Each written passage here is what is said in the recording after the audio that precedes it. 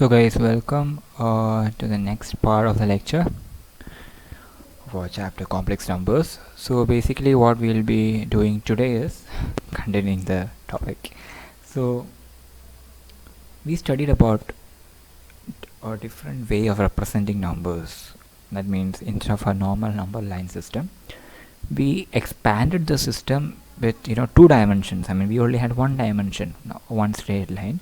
Then we had two dimensions, and we so that it is argand plane and or argand diagram, however we call it. So, and we saw how we could represent both imaginary and real numbers in it. So today we will continue with that, but before that we will look onto a little rules that we need to follow, because we see that rules are a little different in complex numbers when compared to the other numbers. So let us look at rules. Now when you add, it will be like this. So a plus, if you have two complex numbers, a plus bi and c plus di, you cannot just add them together as you like. You have always a complex number is written as in two parts, real number plus I into the imaginary number. So you can only you have to always write a complex number like that. So even if it is just a number 6, it will be 6 plus 0i, or if it is just an imaginary number 2i, it will become 0 plus 2i. So it should be in that format. You get it? So suppose we have two numbers here, a plus bi and c plus di. How to add them? So add always the real numbers together, a plus c and then bi plus di, I terms together, real terms together.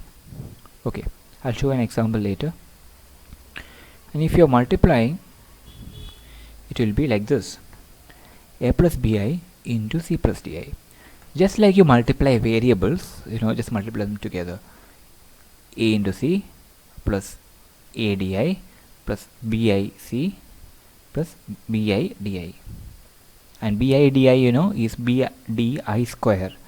I square value is -1, so that is why it became minus bd. You get it? So this is just like you multiply variables. So you see that rules are a little different. Like you don't get a definite number, one single digit number you don't get as as like 2 into 3 you get 6, 4 into 5 you get 20. You don't get such type of a number. You always get it as a sum of real number and imaginary number. So this you can solve it like this. Put the real terms together, ac plus ac minus bd together, and adi plus bci, take the I out and write ad plus bc. So now this is in the format, see, real number plus I into imaginary number. This should be a format. Now let us look at an example for addition. 2 plus 3i plus 5 plus 5i. This is one complex number, this is another complex number. 2 plus 5, 7. Imaginary parts together, 3 plus 5, 8. So 7 plus 8i. Now in this case, subtraction. So subtraction is also the same thing as addition. You're just adding a minus with it. So 2 plus minus 5, that is minus 3. 3 plus minus, this minus is there for both. So 3 plus minus 5.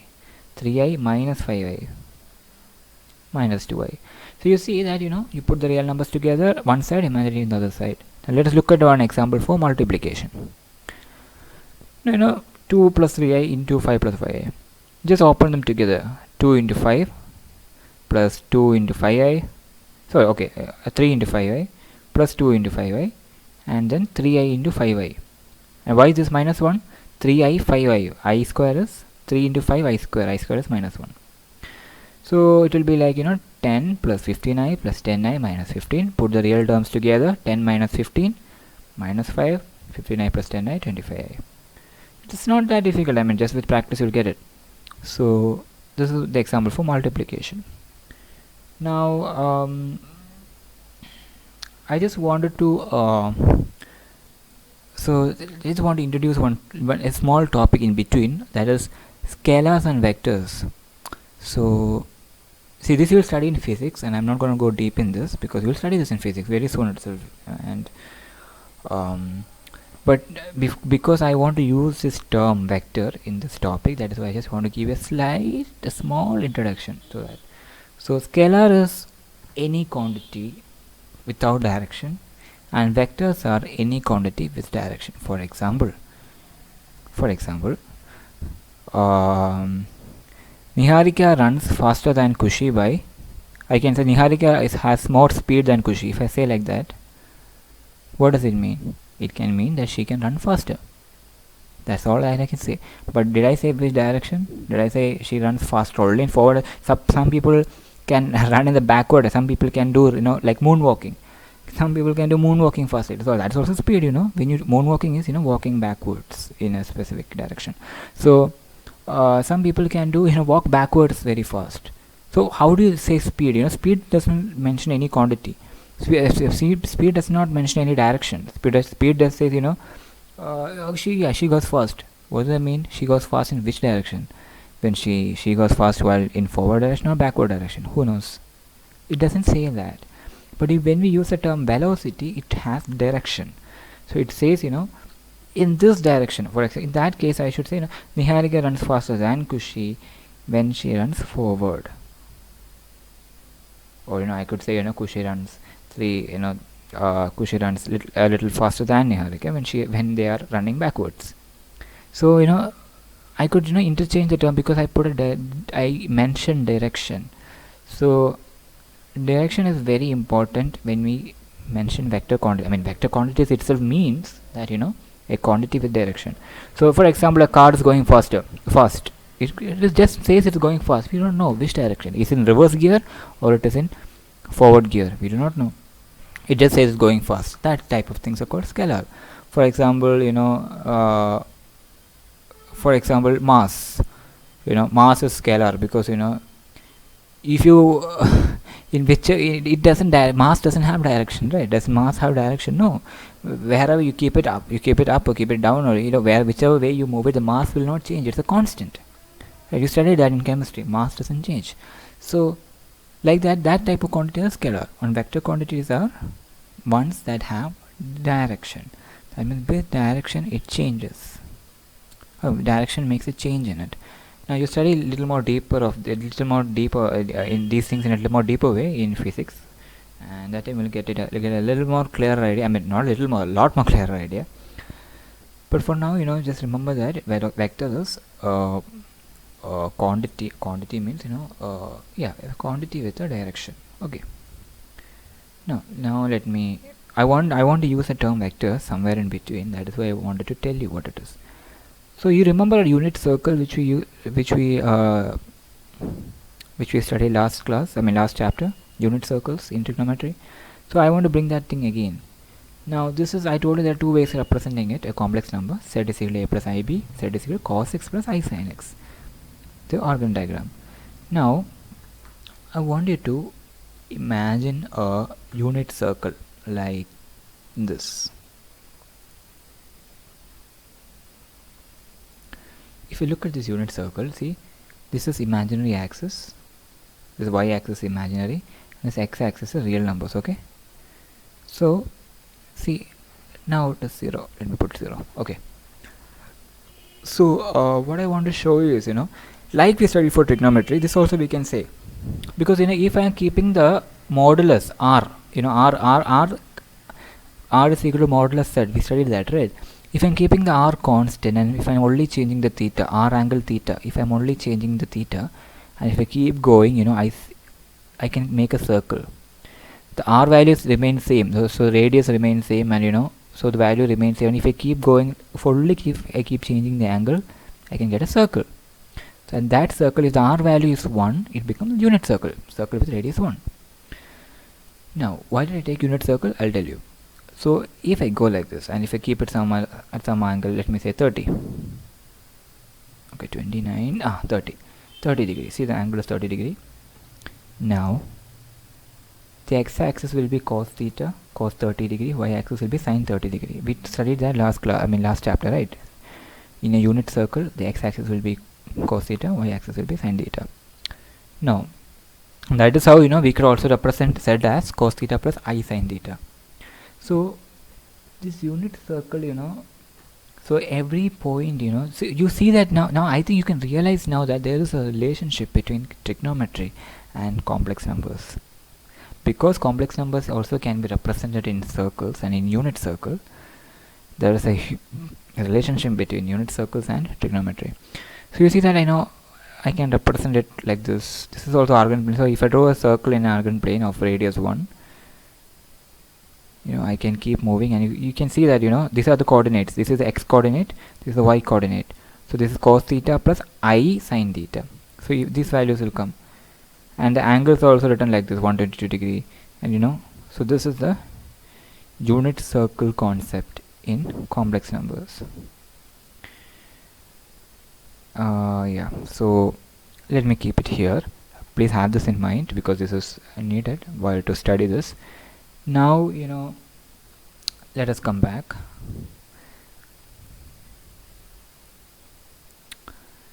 So when we come back, we will go to now we will go to operations.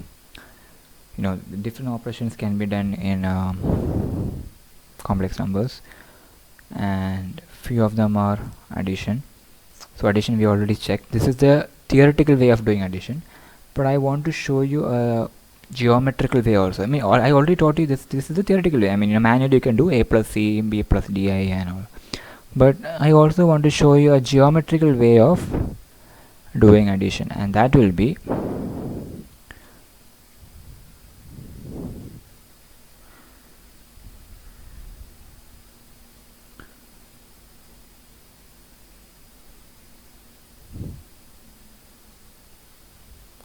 just yeah.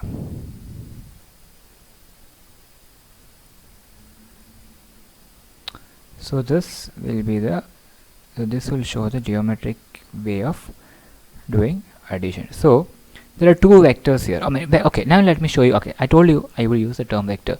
So vector is a line joining from see, this is my complex point. Okay, this is my point, complex number, and this point is 3 plus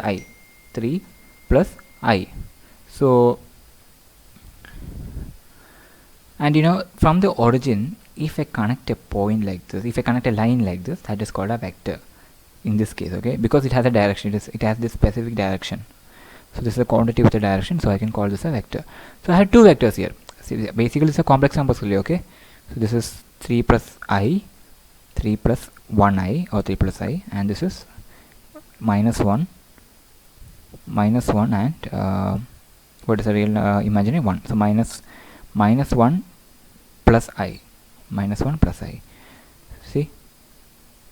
Okay, now if I want to add, what I'll do is, suppose I want to add 3 plus I plus this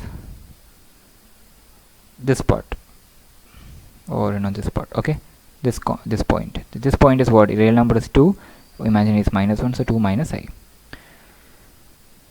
I will look at the point which where these two meet. Now these two doesn't meet, this goes like this and this goes downwards, so it looks like it doesn't meet. But if I can translate means move it. So if I can move this parallelly without changing the value, if I can just move it like this parallelly to this, and if I can move this also, this line also parallelly like this upwards, if I can move this line parallelly like this upwards, and then it will meet. For example, look at this. If I move both of them like this without changing the value, if I move both of them like this, you see that it will both meet at a point. See, let me show it again. If I slowly move both this value, okay, see, both are parallel. This line is parallel to this, and this line is also parallel to the second line. So parallel means what? Same. It's it is the same value. It is the same. Here it is the same length. So if I with the same length without changing any angle or length, if I keep moving it, you see that it will reach at one point. It will come together at one point, and that point is your sum of the complex numbers. What is this point? 5. Real number is 5, imaginary number is 0. Okay, 0. 5 plus 0I. And if you want to proof, I'll show you the proof. See, 3 plus I plus 2 plus minus I. 3 plus 2 is 5, 1I minus I 0. Same thing, we can look at any point and you will see the same thing. For example, suppose it is here, and this one, if I make it go here, or if I take this point, and if I take this point, okay, so this is 2 plus I, and this point, second point, is 2 minus 2I. Now if I move them parallelly together, it will meet at some point. See, and that point is my sum. And that, what is that point? Real number is 4, imaginary number is minus 1. 4 minus I. You can check. 2 plus 2, 4, minus 2, minus 2, and 1, that will be minus 1. So 4 minus 1 I. 4 minus I. See, 4 plus minus 1 I.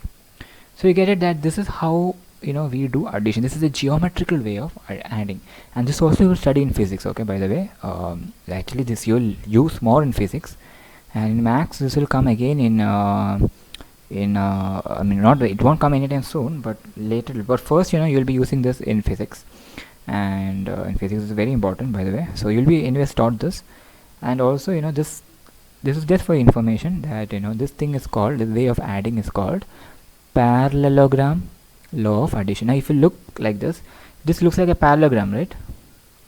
This looks like a parallelogram, so that is why this is called parallelogram law of addition. Oh man, so it is a tongue twister. Okay, so this is how we add, and I don't want you to remember the names now. Just know that you keep shifting the things until they meet without changing the angle, without changing the length. Just keep moving it parallelly until they meet, and that point is your sum. This is the geometrical meaning. Okay, if you try to understand things geometrically, you'll get a very interesting view on complex numbers. I mean, I hope you'll get an interesting view. So coming back to our PPT, now let us look at multiplication. Multiplication is just rotating the vector around without changing the length. Of course, without changing the length, you can if you're multiplying by 1, it doesn't change the length. If you multiply by 2, it becomes double. If you multiply by 3, it becomes triple. So you're just rotating the vector around depending on the value. The value is, if you multiply it with minus 1, it will go the negative. It will go the negative direction. So geometrically speaking, multiplication is actually rotating the vector around, and I will show that to you. Studied I is equal to so we studied I square is equal to minus 1. We studied I cube is equal to I square into I, that will be minus I. And we also studied I to the power 4 is equal to 1, and then if you keep going, I to the power 5, this will be I into I to the power 4, right? I into I to the power 4, that will be 1 I. And if you keep going, I to the power 6, we see that I to the power 6 is I to the power 5 into I. So I to the power 5 is I, so I into I, it will be minus 1 I square. And if we go to I7, we see that I7 is I into I6, I into I6, so that will be I into I6 is 1, so I6 is minus 1, so it will be I into minus 1, and that will be minus I. And then if you keep going, let's go I to the power 8. I to the power 8 will be, okay, now it looks like an 8. Okay, it will be I to the power 7, that is minus I into I, that will be minus I square. I square is minus 1, so minus I square is, I'll put here, minus I square is minus of minus 1 is equal to 1. So we say I raised to 4 is 1, I to the power 8. So every power the multiples of 4, 4, 8, 4 into 3, 12, 16, 20, 24. So these are all 1. Now, why did I show you all this? I will tell you. So, if I draw a line, if I draw a graph, if I draw an Argand plane, that is, let me change my color.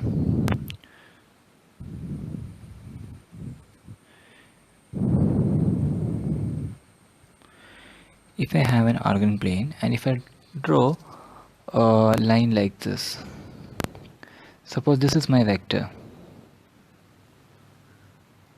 Okay, now if I multiply this with I, what happens? Suppose this value is 1. Suppose this value is 1. Not this value, this value, this vector is 1. Okay, and this is 0. So if this vector value is 1 and if I multiply this with I mean, what is 1? 1 is I raised to 4, right? Now we saw I raised to 4 is 1. So if this is if this is 1 and if I multiply this with I, that means I to the power 5, what happens? I get I to the power 5, I get minus I to the power 5, I get I into I to the power 4, I into 1, that will be I.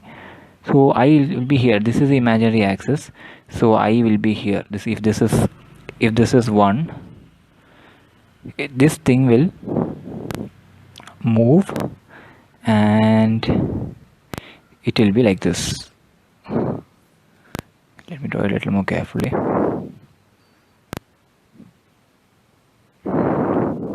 Right, it will be like this. So this thing will move, this thing will move like this, the same thing, the same length, but it becomes I.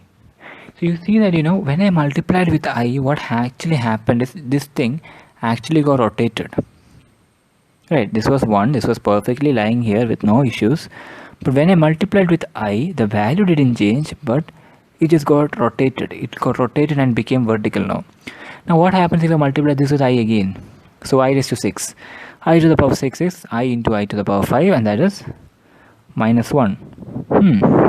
So if I do minus 1, what happens? So minus 1 means if this is 1, this will be minus 1. And so the line will be here.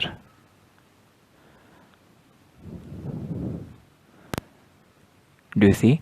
Now what happened? Nothing happened. The length didn't change. Only thing it got, only thing it got rotated again. So again also, while just multiplying with I, you saw that you can see that it is getting rotated. Now let me do it again. Let me multiply with I again. So it will be I raised to 7, and I to the power 7 is minus I. Now if this is I, minus I will be here. So if I multiply with minus I, what happens? If I multiply with I get minus I. So if I'm drawing minus I, it will become like this. See? So what happened now? Again, nothing happened. Only thing that happened is it got rotated again. Now let me go again. I multiply with I again. So it will become I to the power 8. I to the power 8 is 1. Minus I into I, minus I square, minus I square is minus of minus 1. That will become 1. So 1 is this thing, where we started. We started with 1. So again, it gets rotated and comes back to the original state. So what happens when I keep multiplying with I? The value doesn't change because coefficient of I is 1, right? If I multiply with 2i, of course it becomes double. But when I multiply with just I, it has a interesting property of rotating the vector. The vector gets rotated. So this was my line, and when I multiplied with I, it became like it got rotated 90 degree, right? 90 degree. And then when I multiplied by I, it again got rotated by 90 degree. Then again when I multiplied with I, again 90 degree, and then again when I multiplied with I, 90 degree. So when you multiply a complex number with I, or any number when you multiply with I, it becomes it gets rotated by 90 degrees. So we saw how multiplying with I actually changes the value. Actually just rotates the complex number. So let us see that in practice. See that in a graph. So let me take you here.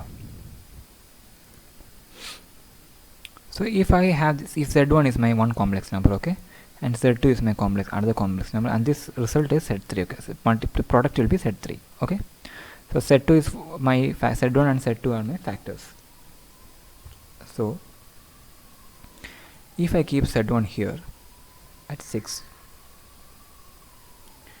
and if I put z2 as if I keep z2 value as just I, okay, this is, let me scale it up a little bit, okay. So I means it should be at 1. This is the imaginary axis, right? Y axis is the imaginary axis. So if I keep z2 at I will see that z3 is the same value here, 6.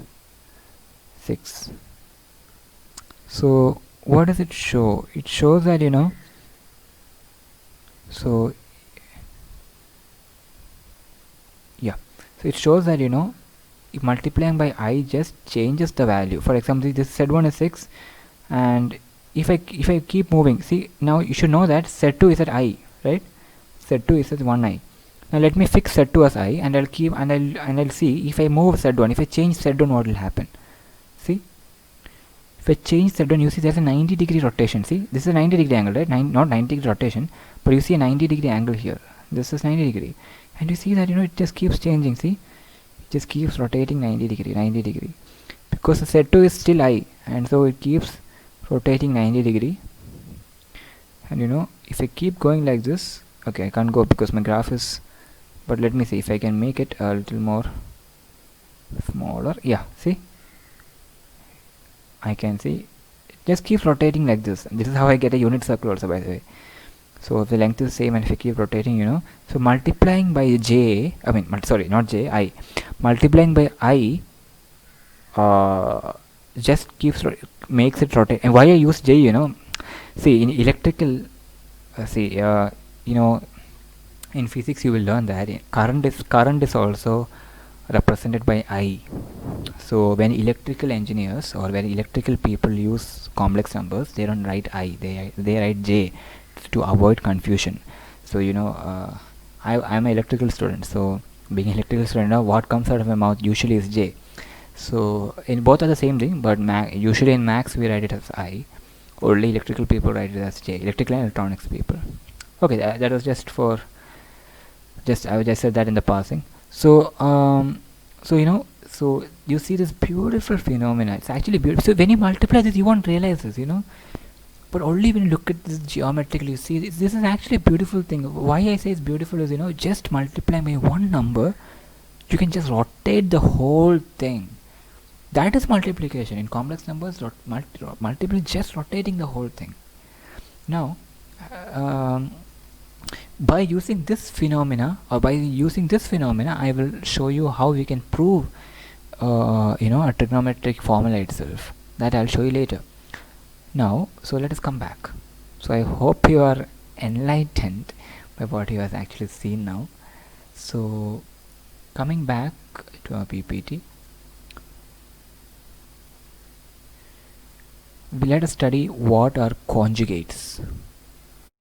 So let us see about conjugates.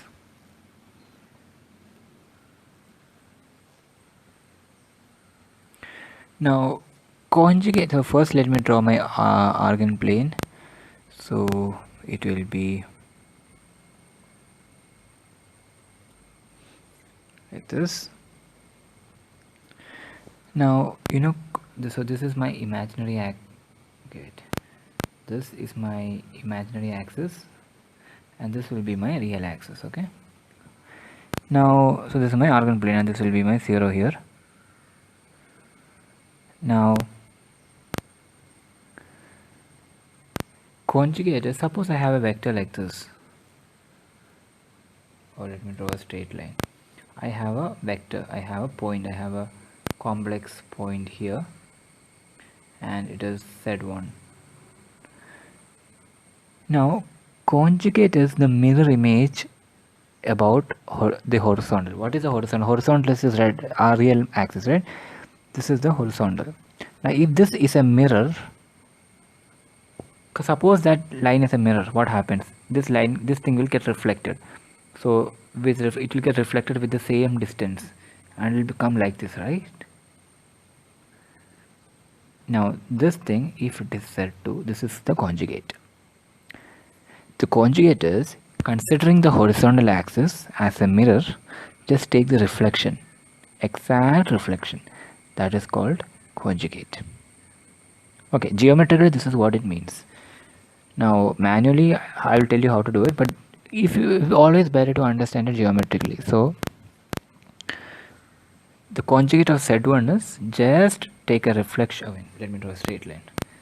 Just take a line like this, exact same distance, and then take the point, and that will be Z2, and Z2 will be the conjugate of Z1. Now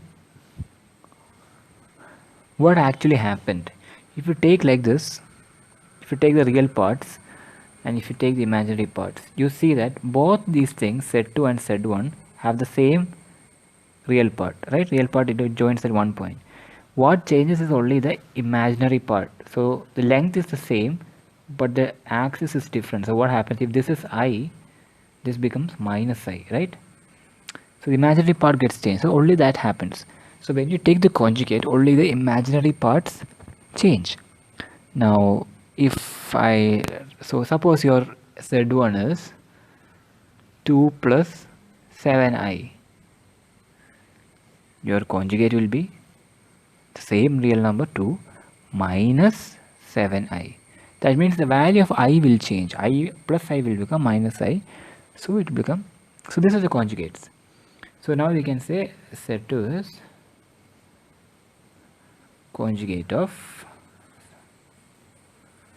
Z1. I hope you are able to understand.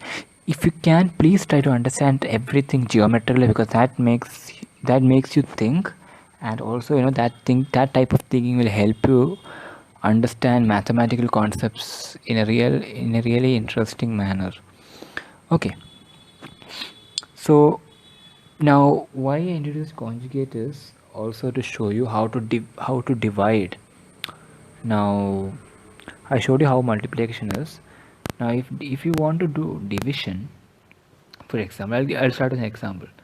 3 plus 2i, I want to divide with 2 minus 5i. Okay, imagine. How can we divide like this? I mean, multiplication, it was all easy. We can just open it, and if normal numbers, we could just take the reciprocal. Here taking reciprocal won't change, because these are not normal, these are not the real numbers, these are complex numbers, roots are different. Okay, so we cannot take reciprocal here, reciprocal doesn't work. So what we can do is, we will first take the conjugate of the denominator, and we'll multiply both numerator and the denominator with the, okay, we'll multiply both numerator and denominator with the conjugate of the denominator. So with the conjugate of this denominator, we will multiply both numerator and denominator. Okay, so it will be, conjugate of the denominator is 2 minus 5i, conjugate is 2 plus 5i. Now I'll multiply both numerator and denominator with 2 plus 5i. So when I multiply with the same value, both numerator and denominator value doesn't change, right? For example, if I have a fraction 2 by 3, if I multiply by same number, for example 2, numerator, if I multiply both the numerator and divide denominator, it will become 4 by 6. And 4 by 6 is same as 2 by 3, because if I divide by 2, it becomes, if I simplify, it becomes 2 by 3. So if I multiply the same number with both numerator and denominator, the value doesn't change. The values, the fraction still remains the same. So So that is what I'm doing here, but instead of multiplying any number, I am multiplying with the conjugate, and I will tell you, and you will see why I multiply with the conjugate. So if I open this, what will happen? The numerator will be 3 into 2, 3 into 2, 6, plus 3 into 5i, so that will be 15i, plus 2 into 2i, plus 4i, plus 2 into 5i square. 2 into 5i square is minus 2 into 5, that will be 10. Now this thing, denominator is what? Look at the denominator carefully. You will see a minus b into a plus b. A minus b, a plus b is a square minus b square. So 4 minus b square. B is 5, so 25. Okay. Now, if I solve this, what will I get? 6 minus 10, that will be minus 4, plus 59 plus 4i, 99. Divided by 4 minus 25, that will be minus 21. So this will be my answer. See how easy it is. Now if you want to get each part separately, that also you can do. For example, you could also write this as minus 4 divided by 21 plus, oh wait, minus 4 by minus 21, so this becomes plus, minus by minus becomes plus, so minus 4 by 21 plus 19i by 20, okay, minus 21, so this minus will come here. So 4 by 21 minus 19i by 21. You can also write it like that, whichever way you want. Either you can write it together with the common denominator, or you can separate the denominator. So this is how you divide. You multiply with the conjugate. Now, did you understand why I multiplied with the conjugate? Because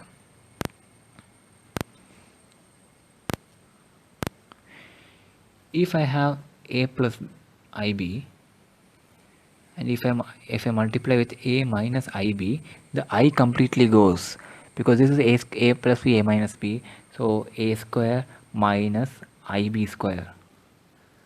Now I square is always minus 1, so this becomes a square plus b square. So guys, do you understand? So why I multiply the conjugate? The I term, it goes. The I term goes. So I square becomes minus 1. So this is why I multiply. Like I can multiply with any other number, but if I multiply with conjugate, I'll get the real number itself. So that is why I use the conjugate. Okay. Now with this, let me also tell you what happens when you do this geometrically. Now I already told you that if this is our Argand plane, and I told, and if this is our imaginary axis, and if this is our real axis, and if we have a vector, if we have a vector like this, I told you that when you multiply with j, what happens? It just gets shifted and it gets shifted by 90 degree. But which direction? The anti-clockwise direction. That means to the left, this direction, anti-clockwise, to the left direction. Now what happens if I multiply with, what happens when I divide? See, multiplication and division are just both opposite things, right? Multiplication is repeated addition, division is repeated subtraction, so they are just opposite things. So if multiplying by I makes it go anti-clockwise, it makes it rotate anti-clockwise, multiplying with j rotates it like this, so it's actually going clockwise.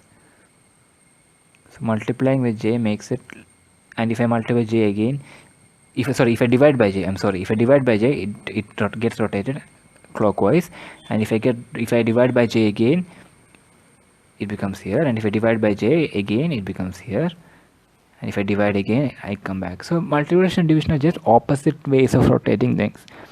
I'll also show you how it is. That is, see, multiplying by j means, sorry, dividing by j means multiplying by minus 1, right? Sorry, dividing by j means multiplying by 1 by j, right? So suppose that means, for example, if I have a set value, let me change my color. If I have a set value, and if I want to divide this by j, if I want to divide, not j, sorry, if I want to divide this by I, we can use, so this is we can write it also as z into 1 by I, right? Z into 1 by, we can also write it like that. Now what if I multiply here also both the denominator and the numerator with I? So I don't want I in the denominator, okay? So I'm trying to multiply both denominator and numerator with I. What happens? It becomes Zi divided by I square. And what is this? Zi divided by minus I square. Sorry, minus 1. Right, I square is minus 1. Now what is this? If I simplify it further, this is actually minus Zi. Or I can also write it as Z into minus I, right? So dividing by I is actually multiplying by minus I. So that is why you're actually going the negative direction. For example, if going anti-clockwise is positive direction, dividing by I makes it go the opposite way, the clockwise direction, and so the negative direction. So that is so now I think now you understand why we go why we go the opposite way, because its division is actually multiplying by minus I. Okay, so I think, okay, so here also, today also, there's a lot of things which has been told. Please, if you don't understand, if you have missed out something, please rewind the video, see the video again, and try drawing it by yourself, and trying to make these things, make these things clear in your mind by drawing it yourself. Then this will be something that you won't forget, because if you try and if you draw by yourself and if you try to get the answer, it will not be very easy to forget it. Okay.